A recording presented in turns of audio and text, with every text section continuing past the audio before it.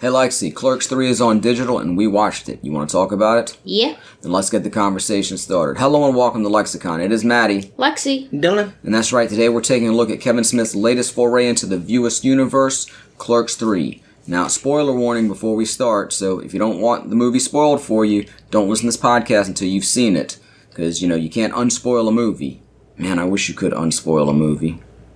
Anyway, Clerks 3 was a beautiful movie. I mean, just wonderfully written and acted, and just a time capsule and a love letter to something that was just really special to be a part of. And I mean, make no mistake about it, I didn't write, direct, act in, or any of the above on the original Clerks, but it's a part of me, and I'm a part of it as far as our pop culture DNA, as an ardent fan of the movie and Kevin's in general. Yeah. Propagating its exposure into the wider world and just having it be a part of, my upbringing, as it were. And I hated it. Wow. Absolutely hated it. It's a great movie, but I hate it. I mean, it wasn't a bad follow-up. In fact, it was probably a great follow-up to the original Clerks.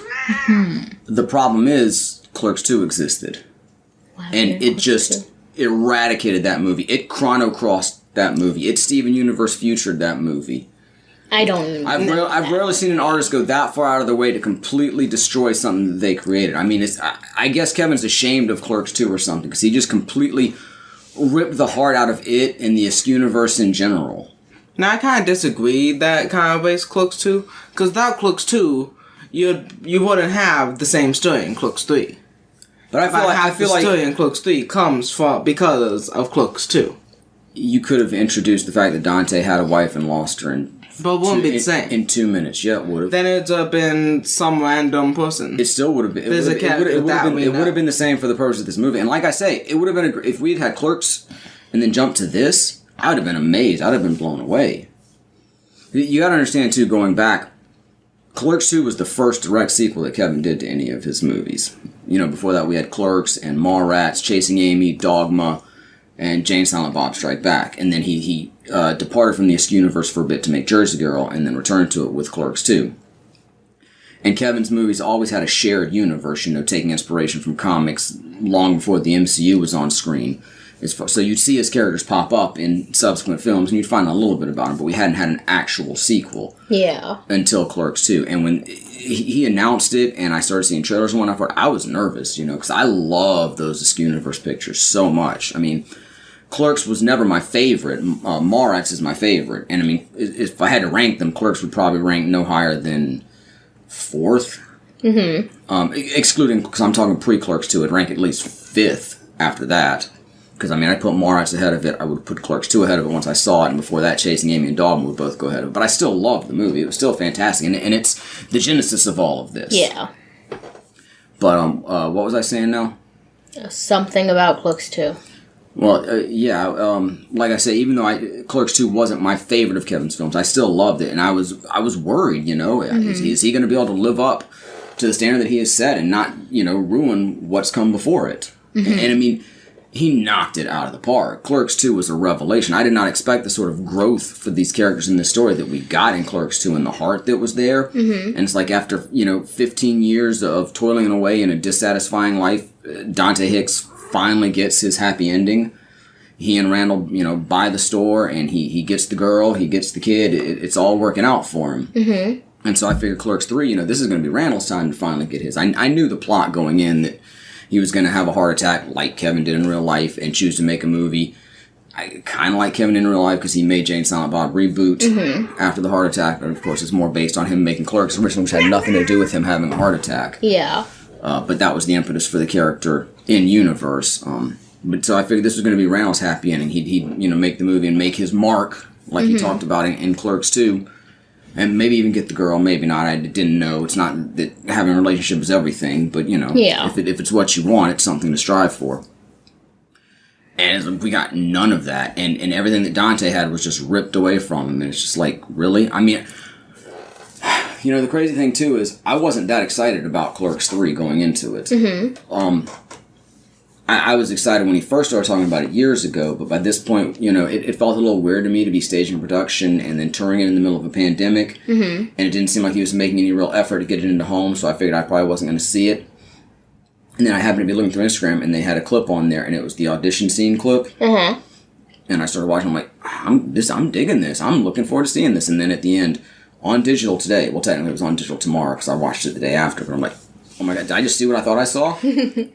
And so I was pumped. And then I just got that kick in the gut that was Clerks 3. I mean, I knew we were in trouble, or I thought we were, when I saw that he had the In Loving Memory of Rebecca on the cash register, which I also thought was weird because I knew that Rosario Dawson was in the movie. Mm-hmm. I mean, she the poster is the 4 from Clerks 2. It's Dante and Randall and Elias and Becky. And so I knew she was in it, but it's like, okay, is this some sort of a gag or something? Like their wedding invitation said R.I.P. to her because she's becoming a Hicks now and getting married. It was like a joke or something. But obviously, as the film went on, it made it clear that wasn't the case. But I started to not necessarily be okay with it, but I started to vibe with it because it was handled so well. And the scenes with Dante talking to her spiritually or however you want to phrase it were just done so well. And I'm like, oh, okay, maybe I can buy this. I still thought it sucked. Absolutely sucked. And especially if you look at the dates. It's 2006. So like a month after the end of Clerks or so, Clerks 2, this happens. It's like, fuck me. But it was done so, but then the end, and I had a feeling we were leading into Dante getting a heart attack. But, Chekhov's heart condition, they mentioned him potentially having heart trouble after Randall had his episode. So, okay, I figure we're going there. But then to kill him off? Are you fucking kidding me? And I mean, the scene with he and Becky in the movie theater was beautiful. Absolutely beautiful. But the movie didn't earn that scene. It's just like all of a sudden Dante passes out, and then we're going into that, and he's going off into the afterlife with Becky. What the fuck? Yeah, especially after the scene earlier where she's like, hey, you still got the story to tell. One of the times she's talking to her, she's like, it's beautiful. You don't know how lucky you are. You still get to live. And then you're just like, nah, fuck living. Let's just go on. So the movie not only erases what came before, but it contradicts itself. I mean, Last Jedi, anyone? I'm sorry, I digress. But anyway. Well, technically, Rebecca's still like, hey, don't you want to stay? And he's like, nah, I'm ready to go on. But here's what I'm thinking. If Dante had been like battling cancer, let's say, throughout the film, and a big part of the story was him coming to grips with his own mortality, then that scene really works and hits hard and plays well. But the fact that it's just like 1 minute he's there and the next minute he's gone, I don't think the film earned that scene the way it was. And I mean, there's a part of me that thinks maybe Kevin was sort of pulling from the pandemic a little bit where people do just lose their life quickly. And look, don't get me wrong, I know it happens in real life every day, pandemic or no. But this isn't real life, it's a movie. And I know we want movies to be somewhat realistic, but guess what? People live happy lives too, and don't just suddenly die too. So, as the writer, it's your choice what to do with these characters. So he could have chosen another path. Speaking of Last Jedi, sort of like Kevin's review of Last Jedi when it came to the portrayal of Luke. He's like, it's not a choice I would have made, but it's a choice. And that's kind of how I feel about this movie at large. It was a choice, but certainly not the choice I would have made. Yeah. But as I say, maybe it was sort of drawing inspiration from the pandemic without talking about it, because that can get messy trying to factor that whole thing into a piece of pop culture. Like, I've seen things do it and do it well, and I think they should. I don't think you should hide from it, but I also understand not factoring it into, because it's a complicated thing to handle, and if that's not really the focus of what you're doing, I understand steering away from it. So maybe that was his way of sort of paying tribute to it without actually mentioning it, because you do lose people suddenly in cases like this. So on that level, I could sort of respect it, but without any actual confirmation that was the intention, it rings hollow. And B, just for the sake of these characters, I don't care if that's the intention. That's not what I want to see. That's not where the story should have gone. If you had taken the story in a different direction, that's fine. But what you gave us in Clerks 2 shouldn't have led into this. Not to satisfy the fans at all, anyway. And I mean, I also find it really strange that Kevin chose to kill off his on-screen doppelganger. And I mean, I know you're going to say, well, Kevin plays Silent Bob, but anybody who's heard the overly loquacious Kevin Smith speak knows that Silent Bob is not Kevin Smith. Yeah. And I know in-universe, Randall made the movie that was the analog to Clerks. And of course, Kevin has said that he gave Randall all the best lines in Clerks because he was originally going to play Randall. But he's also admitted that Randall was based way more on Bryan Johnson and that Dante was way more like the real-life Kevin Smith. So I'm wondering if this is Kevin's way of saying, I'm done with the Isk universe. I'm washing my hands to it. The in-universe me is dead. It's dead. I'm moving on. But at the same time, just move on from it. You don't need to rip out people's hearts and piss off fans just to move on from something. You moved on before and made Jersey Girl, and nobody was making a big deal about it. I'm sure somebody was, because people do, but you know what I'm saying. 20 people at least. I don't know, man. It was just very, very unsatisfying. And I heard originally, this is not the original draft of Clerks 3. He had another draft that when he was first talking about making Clerks 3, and he was talking about making Mallrats 2 several years ago, pre-pandemic, pre-Jay and Silent Bob reboot, that was supposedly a really dark version. I don't want to see the dark version. I mean, after seeing this looks like the dark version to me. I don't mean there weren't moments of levity, but fuck, you kill the man's wife and unborn child, then you kill him. Randall's best friend dies with Randall having no idea if he ever forgave him or not, because the last thing he heard from Dante was Dante saying, "Fuck you, I quit being your friend." True. So Randall got, I mean, I know if you take into account the voiceover that Kevin did at the end of the credits that was supposed to play at the end of the movie of, Randall lived to be 90 and got to make movies and run the convenience store and realize, hey, this job, it wasn't a good job but for the customers, it was a good job because of the customers. And ironically, Kevin said he felt that way too, but I guess he's talking about the customers at the convenience store, because I feel like he just fucked over all the customers of his films with this travesty of a film. But it doesn't feel like Randall really got a happily ever after. Okay, he got to still work in the convenience store and make movies with Elias. He never got the girl that we know of. His best friend died, and as far as Randall knew, his best friend died hating him. So, this movie felt really masturbatory. No, it felt like Kevin Smith pissing in the mouths of all the fans who were stupid enough to ever care about his silly characters in the first place. And I'm sorry to have counted myself amongst those. I thought that day in May 2018 when we went to the Sash for the meet and greet with Kevin, and even though we arrived 2 hours early when we got there, even though it hadn't been announced in any of the advertising, they said, "Oh no, we're capping the line here." And then after, going to the Sash later that day, hearing his minions all day talk about how, Kevin won't have any time afterwards, there'll be no chance to meet him afterwards, and then getting back to our hotel 2 hours away and finding out that Kevin did hang out outside the store for like 2 hours meeting people afterwards. This on top of being overcharged at his silly bookstore for the second time. I thought that was the day that I stopped being a Kevin Smith fan. But, of course that wasn't. I continued following his work and his podcast, and we went to see Jay and Silent Bob reboot during a very busy time of our life, and we cheered him on during the show off, and that's what it was called, right? The TBS thing where they made the shorts during the pandemic. Pretty sure it was. Yeah, something like that. And I hadn't listened to the podcast as religiously lately, but I was still, by and large, a fan. But no, October 14th, 2022 is the day that I stopped being a Kevin Smith fan. I thought this movie was good, just very sad. Same. It's a good movie. It's not satisfying because it's sad, and it's sudden. Right, but does that feel like what should have followed up Clerks 2? Like you could follow the original Clerks. As somebody who didn't passionately follow along with this, I felt as though it's fine. Well, like I say, in the original Clerks... And even though the ending's sad, I still, to some degree, I liked it. In the original Clerks, nobody really liked Dante and Randall. You might be entertained by them, you might relate to them, but you didn't really root for them. They were just kind of 20-something dicks. They interrupted a funeral and closed down the store to play hockey on the roof, and one of them's actively making plans to cheat on his girlfriend. Kevin's friend Vincent Pereira, his original suggestion for the title for the movie, when Kevin was still thinking about calling it Inconvenience, was Rude Clerks, and which got shortened to Clerks. But, they weren't really nice guys. You didn't really wish any harm on them, but you weren't pulling for them. But then you have that growth going into Clerks 2, and then you really do start to care about these characters. And you see, Dante finding love and Randall admitting how much Dante means to him and what he would like to do with his life. So you see that growth in these characters. And even like Jay and Silent Bob, you see growth in them going into Clerks 2. And then if you get Jay and Silent Bob reboot, and Jay's got a daughter now and he's going to try, but then all of a sudden he's like an even bigger knucklehead than he used to be, smoking so much weed that he can't even remember Dante's name, and it's like, what's with all this regression of these characters? So like I said, this would have been if this had been Clerks 2, and yes, I know there are technical points that would have had to have been changed around, but you could have done that. You could have done a version of this movie without Clerks 2 existing. So if this had been the follow-up to Clerks 2, I would have thought it was amazing. I'd have been blown away by it. But after, caring so much about these characters and the growth and their journey. And I just don't even get it. Why do you want to just keep punishing these characters? They spent 15 years toiling away in a convenience store / fast food restaurant in what felt like a meaningless existence, and then one of them finally finds meaning, and then I thought this was the chance for the other one too. He did to a degree in his best friend and owning his own business. And then this is what you're going to... why do you want to keep punishing these people? I don't see any joy in that. And that's life sometimes. I understand that, but I live life. I watch movies for entertainment. True. And like I say, I don't mind a sad movie. I don't mind a harsh story. But I just don't feel like that's the arc this story was going on from Clerks to Clerks 2 to now. a hard veer that doesn't really make sense to me. I feel like with the time gap between Clerks 2 and Clerks 3, you could go in a billion different directions. And a lot of them would make sense in some way or another.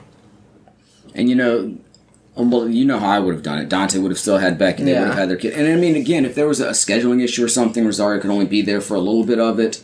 That's fine. She's on vacation or something. You could even have, if you want to introduce some conflict in the characters' lives, have her and Dante be going through a separation right now. I mean, they've had 15 good years. They're having a rough patch. And then, at the end, that scene in the theater could have been a real theater where Randall is premiering his movie. Maybe he and Dante have had some issues, but now Becky's come back in. It's like she surprised him by coming to the theater, and they're going to be getting together. And he's like, let's get out of here. Let's go work on us. And she's like, don't you want to see the end? It's like, nah, I'm good. I trust the director. He's my best friend. He is my best friend. Randall's sitting there behind the ears, and there's a little knowing nod between them. And then he and Becky leave the theater triumphantly.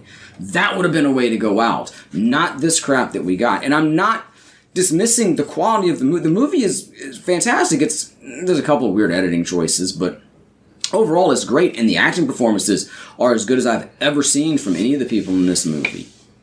It's phenomenal, and Kevin it's one of his best writing jobs, and the directing is it's fine. I don't know if it's spectacular, but it's perfectly adequate, if not more than so. And it looks great. It's a wonderful movie. Like I say, just the trajectory that these characters' story was on after Clerks 2, this doesn't make sense to me to go this way. It feels like Vince Russo booking wrestling. It's a swerve for the sake of a swerve. It's not what it should have been, and I don't understand why you would choose to go in this direction. It's jarring and not in a good way. It's completely off-putting to me. Also, of course, I probably have different opinions, because I haven't been waiting for Clerks 3 as long as you have. I haven't been actively waiting for it. I've been looking forward to anything that, Kevin was going to do, especially within the Askew universe. After Clerks 2, waiting so long for something else. Meanwhile, I have don't paint the picture like I've just been actively waiting on Tinder. It's like, when's Kevin's new movie going to come out? No, I know you're not. I was invested in the Askew universe, so I was up for anything that was going to come out. But it wasn't like, oh my god, I can't wait for it. And I mean, I had the same apprehension going in. Like, if he's going to do a third one, is he going to mess it up? Well, yeah, he did fuck it up, as it turns out. But and you're also much more of a hardcore fan, while I'm more of a casual fan. I'm not hardcore about anything but fucking. But honestly, this might be my favorite Clerks. I hate you right now. It's easily this a Clerks 2. Look, seriously though, if you enjoyed it, that's fine. I'm not telling somebody they shouldn't enjoy it. And I mean, there's so little to get excited about in this world anymore. If this is something you found joy in, good for you. But I can't. I can't like this movie. I can't, and I won't ever watch it again, and I'll never watch Clerks 2 again because of this movie. It's completely destroyed what was one of my 4 favorite movies of all time. In fact, early on in this podcast, we used to do a gimmick where we did our high five, where we'd do a top 5 of stuff, and I think the very first one we did was our top 5 movies. And we got a redo on our top 5s on one of our later episodes, and I redid my top fictional characters or villains or something because I realized I'd made an error when I did that list. Alex redid her movies because she's like, I was a little kid then. It was all Barbie movies. Now I have still movies. Mostly Barbie movies. My movies didn't change since 2006. My list of top 5 movies has not changed, and number 4 on that has been Clerks 2. And I can't say that anymore because it doesn't mean now what it meant then. So it's completely changed. My pop culture purview. And not in a good way. It's not like, wow, something else was so incredible it knocked it off. No, something else was so terrible in its own way that it knocked it off. It was so bad to me, it not only ruined it ruined another movie. That takes effort. Last Jedi was terrible, but it didn't ruin, A New Hope or Return of the Jedi or Empire Strikes Back for me. This accomplished something. This is Steven Universe future territory. I brought up Chrono Cross even. Chrono Cross doesn't ruin Chrono Trigger for me. I can still play that game and enjoy the fuck out of it. For me, it's hard for sequels and stuff to ruin the original for me. I can't think of anything that does that for me. Well, like I say, the problem is Clerks 2 is all about promise, and that promise of we're finally going to make it. We finally got something after, 15 years of work as far as working in the industry. 30, almost 40 years of life, we're finally getting, what what we want out of life. And then you're telling me, like, within a couple months, it's taken away, and then Randall never really gets it, or loses what he did have. Like, oh, wow, he gets to work in a convenience store with Elias now. And for all he knows, his best friend died hating him. Elias was a good character in this movie. Yeah. Yeah, Elias, too. Like, there was, you know, what were we talking? 15 years, 16 years, technically, between Clerks. I can definitely complain about Elias in this movie. I liked Elias. Elias was great in this movie. He was great. It's fine. The only complaint about Elias is, like, the only character growth Elias had was from the time Randall had his heart attack into the rest of the movie. The 15 years before that, no growth of the character whatsoever. And also not... I mean, some physical growth, because he was a lot heavier than he was in the first... in his first appearance in Clerks II, but no character growth. And now he has NFTs. So Elias goes down 3 ranks in the character ranking. That's another thing, too. Austin Majour's role as Black Train Coltrane. I have no idea. Like, you didn't need him to be Elias' sidekick for the NFT plot to play out. I have no idea. So what about this? That's Harley's boyfriend, Kevin's daughter's boyfriend in real life. And, well, y'all remember him. He was in The Sun in Lockdown. Yeah, the show-off show. And they had that little moment with her as Jay's daughter kind of winking at him and him like, ooh, at the funeral. Mm-hmm.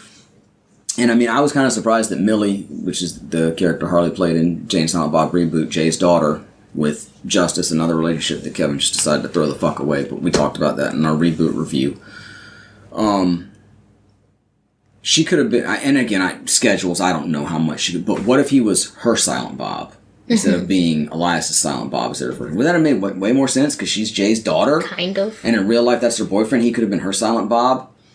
That would have made more, because I never understood his relationship with Elias. I thought, watching the previews for the movie, I thought that was going to be Elias' boyfriend, honestly. I thought that's where they're going to go. That's what Elias has grown from, you know, the hardcore Christian zealot. Now he's got a boyfriend. Mm-hmm. But if that was the case, it was never explained. And the little, honestly, it seemed like that for like 9%. And the little look between Millie and Blockchain at the funeral suggests to me that wasn't the case. Honestly, I forgot about Millie for 9% of this movie. I know that. Isn't that weird? And then, like, Jay, you think he's going to finally grow into adulthood as a father, but he's just this idiot getting so high that he can't remember Dante's name. And I mean, it's fine for Jay to still have some mistakes. I get it. You're still who you are, but wouldn't you like to have seen a little bit of growth from the character? And like I say, you could have factored in Millie and had him be her Silent Bob, and you still could have played you still could have done the same crypto jokes. You still could have had the kites fly at the end, and that be the payoff. Even with Dante alive, because he still would have needed to pay back Emma at the end of the day. They still would have needed a bailout, so it would have still all worked. Just a little thing that could have been, like I say, that didn't ruin the movie. Yeah. Y'all know what ruined the movie for me. But even if the movie had been much better in my estimation, I still would have questioned that, but at the same time, it wouldn't have made anything bad. I would have just been like, you could have done that better. But the movie's, still what it is. Yeah, honestly, the main thing I might change is Dante living, and that's pretty much it. Well, I wouldn't have killed Rebecca either. I mean, yeah. But I think that works. But what does it do? What does it do for the story? Other than make for one Dante character. Other than make for one interesting scene outside of movies that almost looked like a playoff on the legendary story from There Was One Night when they were filming the original Clerks, that Brian O'Halloran was just having trouble with the lines, and he just like got stressed out and just like ran out of the store and ran away for a couple hours to clear his head before he came back to film the scene. So I think that was sort of a playoff on that. But you can still do a version of that, so you can figure that out. I mean, if you're a good writer, and Kevin, for any faults he has, he's a good writer. He could have done something differently. I do feel like a lot of this was lazy writing. Parts of it, I think, by and large, it was very well done. Although, like I say, I think some of it doesn't make sense in context. I think some of it wasn't really earned for as good as it was in a vacuum. But seriously, what does it do to the plot of this movie, which is basically Randall has a heart attack, decides he needs to make his mark, so he makes a movie about the life they lived. That's the plot of the movie. What does Rebecca dying change about that? Dante's character. Dante's whole character arc in this movie. What was his character arc? Well, maybe not character arc, but him dealing with that in this movie. Okay, again, have him have a separation. That's something stressful to deal with if you feel like you need to put some weight into the character and it's definitely story. Less impactful, I feel like. But and then don't get me wrong, the scene at the graveside was a cool scene. The scene outside movies was a cool scene. The scene inside the movie theater they were beautiful scenes. All those were great scenes. But you can have different versions of those that work just as well with the character being alive, and it doesn't. Dante having other than the one scene that would be different is when Veronica makes a comment about having a family and then breaks down because she realized what she's just said in front of Dante. And to talk about another beautifully acted scene, but I mean, other than that, and you could give, I apologize, Marion Gigliotti, you could give her a reason to cry without that being it. So other than that one moment, Rebecca being alive changes nothing about the movie as far as anything that has any value to the story. I don't feel like you'd have to change some things if Rebecca was alive. All those scenes would have to be changed. Right, but fairly significant. Other than the graveyard scene, which was mostly comedy, and also I will say it was insulting when she was like, we knew each other for like 15 minutes. You've been warning me for 15 years. That sort of diminished the relationship there too. So like I say, it was a well done scene, but if you take it out, does it make the movie worse in your estimation? No, it doesn't. It added nothing, really, as far as the overall... Right, and you could still have Dante freak out for some reason and run away. I don't know exactly what it would be, but there's some reason you could do that. Just because he's getting stressed out dealing with Randall or something, you could do that scene.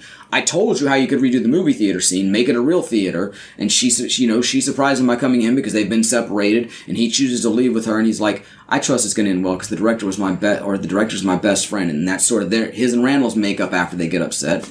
So I'm telling you, as far as the actual plot of this movie, her being dead did nothing for the plot of the movie. And her being alive does nothing to change the plot of the movie. It makes the movie 100 times better because it actually supports what was created in Clerks II.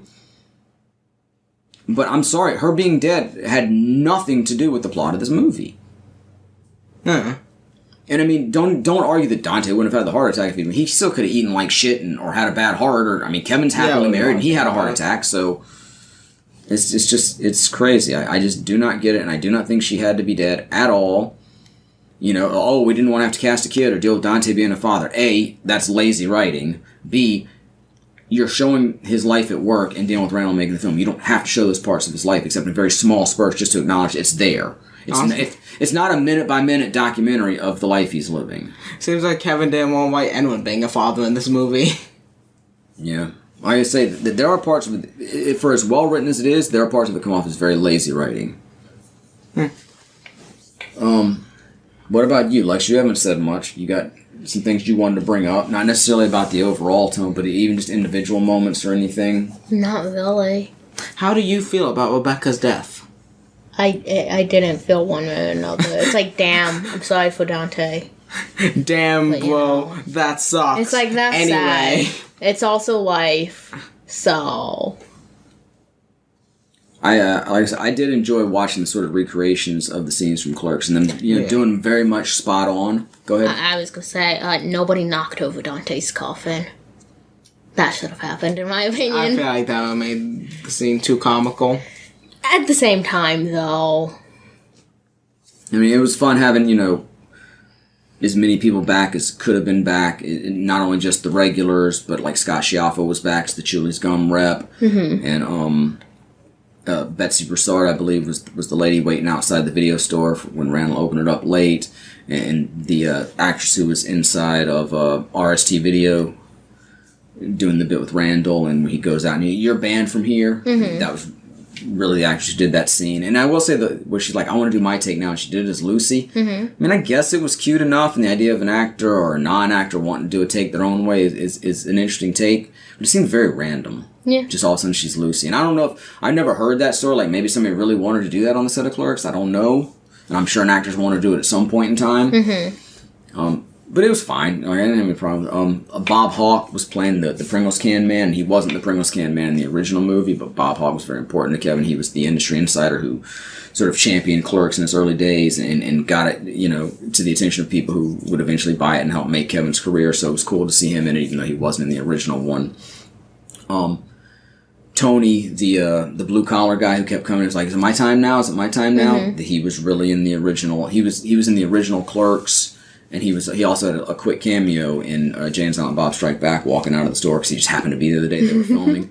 So, like I say, it's a time capsule, and it's a love letter to Clerks, and to a lesser degree, Clerks 2. It's also a death knell to Clerks 2, if you can be both. But so I did enjoy all that. I enjoyed the nods to the Clerks cartoon. when they went in the freezer and Donnie's like, it's Hoth cold. That's straight out of the Clerks cartoon. And Mark Bernardin's character being named Lando. I think it's a reference too, because Lando was the token black character in the Clerks cartoon. So I think he was technically playing that role. I thought that was really cool. And of course, seeing everybody, the audition scene, which is what made me get excited about it, seeing, all the Impractical Jokers in there, seeing Ben there, seeing seeing Sarah Michelle Gellar and Chris Wood from the He-Man cartoon, Freddie Prinze Jr., who was playing himself. I'm not sure if the other people were supposed to be playing themselves. They never really said. Fred Armisen, I don't know if he was supposed to be playing himself or if he was supposed to be playing the character who created the Hater Tots because that's who he played in Jay and Silent Bob Reboot. And you did see some Hater Tots branding in the background, so could be either one. And Ben playing Boston John was funny. I love Joe's part too, where he was sort of playing at least a sort of version of himself. He's like, I'm Joe, 45, recently divorced. Yeah. Does his role. Damn right. Joe was like one of the highlights of the movie, but all the jokers were funny in their parts, and that was a great scene. So there's a lot of fun in this movie, a lot of great stuff, and I could have abided by Rebecca's death if you didn't kill Dante in the end. And I mean, I guess you could argue, well, I had to kill Becky because I'm killing Dante. I don't want to leave Rebecca and a kid without Dante, which is bullshit too. But in fact, that's the one major thing I'd change is not killing Dante. So that he could continue his story, as Rebecca said, in the graveyard scene. Exactly. That's the one change I'd make. If I could only make one change. Well, like I said, Becky shouldn't have died. And like I said, I think you could have handled it. You could have handled it so many different ways. I just gave one example with the separation or coming back in the movie theater scene. Because I did love the movie theater scene with her. That was beautiful. Yeah. And seeing all the clips from Clerks and stuff. But for it to really matter, you have to earn that. And just, it's like, okay, Dante had a heart attack. Randall survived. Dante's going to survive too, and he and Randall are going to make... Wait, he's dead? I mean, you didn't earn that moment. So... I don't know. You got anything else, Lexi? No. Maybe he'll release an extended cut with more scenes. It's not going to fix the problem. I will never. And this time Dante won't die at the end. You know what? The alternative cut. Like with Clerks 1, there was a deleted scene or whatever where Dante died. Yeah, that was the original ending of the movie. Yeah. And that was in there for a while, and then I think it was Bob Hawke even who said, you gotta cut that out. And then the new ending of Clerks 3, Dante won't die, just like Clerks 1. It's just the... Except that never made it to theaters, or the official release of the movie. It might have been at the original independent feature film market screening, but once it actually went out to the public, that never existed. It's finally time to kill Dante. Well, that's what... You know what? For all intents and purposes... It would have been better off if he just left the original ending in and killed Dante there and never made Clerks 2 if this is where it was going to end up. Disagree. So you guys want to rate the movie? I'd probably give it like an 8.5. I was going to say solid 7-ish. I'm going to give it Becky and Dante's relationship out of 10. It was beautiful, but it had a shitty ending and it completely ruined the one that came before it. Alright, well on that note, come back next time and the conversation will continue. Until then, I am and will continue to be Maddie. Lexi. Dylan. And this is LexiCon concluded. Bye!